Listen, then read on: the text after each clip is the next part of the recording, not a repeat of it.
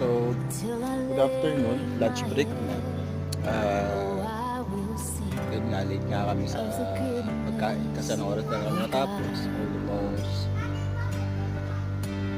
12:20, 12:10. At gutom na ako, wala nang pumapasok na maganda sa utak ko.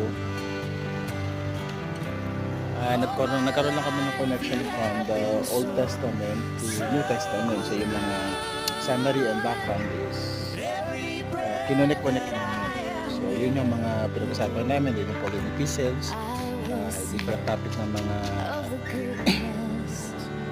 books ng New Testament na nagko-connect ng Jesus ministry, then pagkakabili kay Pablo.